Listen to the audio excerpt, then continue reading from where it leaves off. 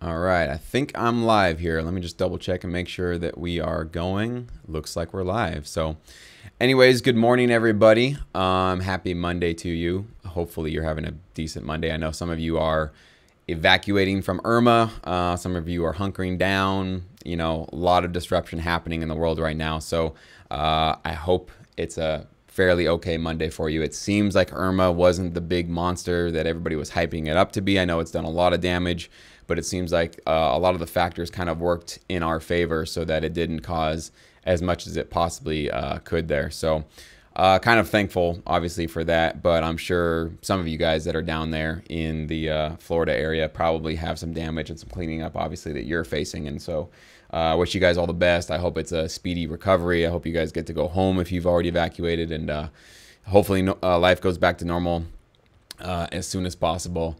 But today, we just wrapped up a great licensing opportunity with the syndicate.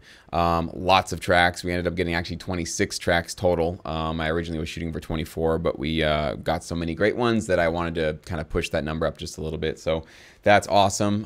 Things are going to be coming along with that. And today I want to talk about music theory and whether or not it's actually necessary for you if you want to succeed licensing your music to TV shows, movies, and commercials in this licensing side of the business that I'm personally involved in. So I have to tell you that personally, I'm not actively using music theory when I compose, okay?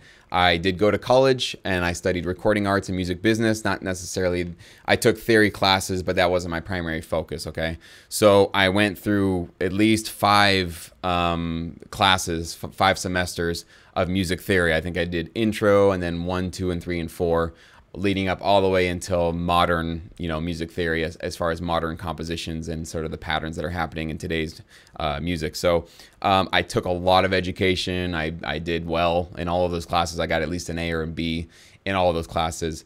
However, when it comes down to whether or not I actually use that stuff when I'm composing, no. I really honestly don't. Maybe subconsciously I obviously am because I'm making sure that chords are working well together and progressions are working well. But it's not really that I'm following rules of music theory, but really I'm just trusting my ears. I'm trusting my gut. I'm kind of the poor man's version of a composer, if you want to call it that way. That, even though I have some classical training, when I was learning all that stuff in college and kind of starting going through all the workbooks and stuff, music became much more mathematical and formulaic, and it just kind of lost a little bit of its shine and sparkle and mystery for me.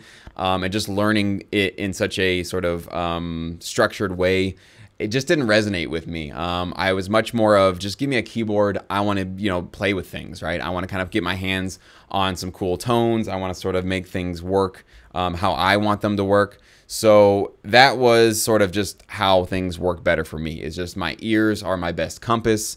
I typically just go with what feels right, especially when I'm choosing sounds, strings, drums, that kind of thing. So I just typically go with what is which feels right. So now, as far as how this industry works, have I ever been asked to be able to understand music theory or to really just communicate even in the music theory language? No, really never. Once in a while, somebody will request that a certain chord that I'm using maybe be resolved differently, or I change a certain tone or something like that. And then we're kind of getting into the nitty gritty of how I've composed my track. But for the most part, this industry is not being run or interacted with by people who they might have a deep understanding of music theory, but they're not using the language of, the circle of fifths and what kind of tone, what kind of chord structure are you using, or what kind of mode are you using with your chords, and all the language that comes along with music theory. It's just not the language that's generally spoken of in this business. A lot of it has to do with emotional or marketing language. That's primarily how things are spoken of. So there's a lot of times there's references that are given, and you're going to hear, rather than saying like, you know, keep your compositions in the key of, you know, D, use, you know, these tone structures or these chord structures or that kind of thing. Rather than getting that kind of instruction, you're going to get more, keep it sparse, keep it minimal. We want it to be tense. We want there to be a driving feeling to it, or we want it to feel optimistic and upbeat. Or, you know, we did a recent homework assignment in the syndicate where I gave you guys, gave some members these terms like sleek, innovative, modern, futuristic, you know, those kind of words. So these are advertising, marketing words that are actually being infused into your music composition. And, you know, surprise, surprise, the music that we're making is actually going for TV shows, movies, commercials, promos, right? So the ultimate goal is not to impress somebody with necessarily your compositional skills, but to actually drive a consumer or an audience member to do something, to watch a particular show, to make sure they don't miss out on a new TV show that's going to air. Or in the case of what we were talking about in the syndicate, those were words that were given to me to compose a song for a car commercial.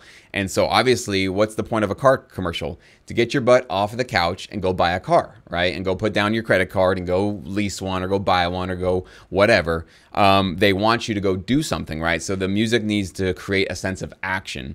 And most of what you're trying to do with your music is to emotionally, people don't like the word manipulate. You could say inspire, move, persuade, change somebody's emotional state. But that's really what your music is supposed to be doing, okay? Now, if you have music theory in your back pocket and you understand it and you use it and it's in your language and it's in your compositional skill set, and it helps you create better tracks and more effective tracks, and it helps you get through maybe some sort of writing obstacles where you don't know where you should go next in your cue or in your track, then awesome. You've got this extra set of skills that actually really do help you. So I wouldn't discourage you guys from learning music theory, getting more educated about it. If it's something that's like interesting and exciting for you and you think it actually would help you, there's nothing wrong with adding it to your skill set. But I would say my professional opinion is that it's not necessary in this business, because myself, I'm just saying from my experience, I don't really use it. Again, consciously, probably subconsciously, it's in there and I'm sort of putting things together that make sense in a music theory language, but it's not at all what I'm thinking about. I'm just thinking, is this chord progression cool? Does it make me feel the way that I'm supposed to be making people feel for this particular opportunity, right? My ears are my best guide. It's really my compass. But there's no shame and there's no problem with you using it, and obviously maybe even picking it up and learning it as you move forward. So anyways, that's really all I wanted to get across today. Kind of a short video. If you do want to learn some great music theory and sort of like somebody teaching you from a very easy to understand way, I recommend Rick. I think Rick Beato is his name, B-E-A-T-O. I think his first name is Rick. I might have gotten his first name wrong, but just look up B-E-A-T-O on YouTube. Tons of music theory lectures and introductory videos about it. So it's kind of fun watching some of them because it takes me back to my college days and all the stuff that I was learning back then. But I couldn't recommend anybody better. He is very thorough. He makes it very accessible if it's something you want to look into. So definitely check him out. But more importantly than that, it's really about getting into your studio, cranking out track after track after track. Okay, that's really the best way to do this. Part of the thing I think that turned me off a little bit about music theory and studying it was that it was a whole bunch of paperwork and bookwork and studying this thing, and it wasn't doing anything, right? We were just studying about the theory of how music should be composed and how it should all be put together. And I'm much more of a hands-on learner. I'll learn about what works musically by touching a keyboard and interacting with like a string sample library or something like that. So that's personally how I learn things, is I just like to get my hands dirty. I want to learn about what works, what doesn't work. I want to try out different drum patterns. I want to try different things out. And the more that I do that, the more that I'm picking up all these sort of skills subconsciously and consciously that I take with me moving forward into this business. So if you're more of a hands-on learner like me, then whatever you do, try to get your hands on your keyboard every single day.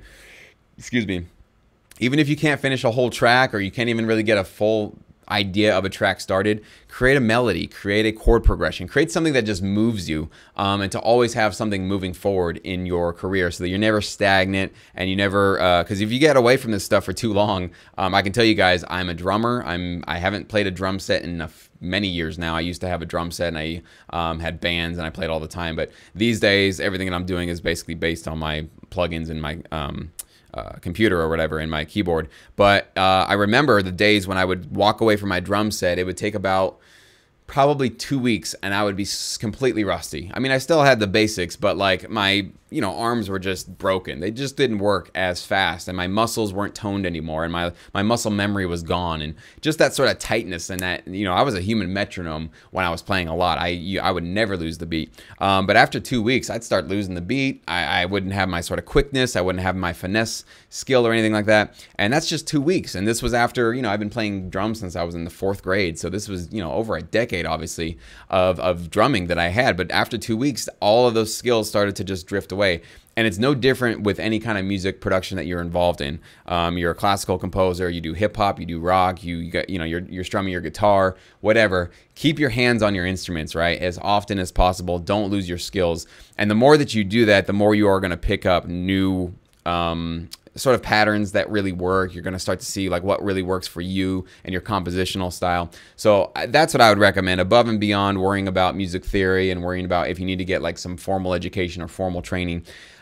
Just get in there and start doing it. You're going to be your own best teacher, honestly. Like you can watch 1,000 tutorials on YouTube. You can watch 1 million online courses and stuff, but nothing really works as well as just sitting in front of your studio and your computer and just cranking out cool music and trying new things out. I think you should also take time, maybe once a week, maybe once a month, and try something completely different that you've never tried before. Compose in a style that you've never done. Try to compose a tempo you're not really comfortable working in, something super fast, maybe something super slow.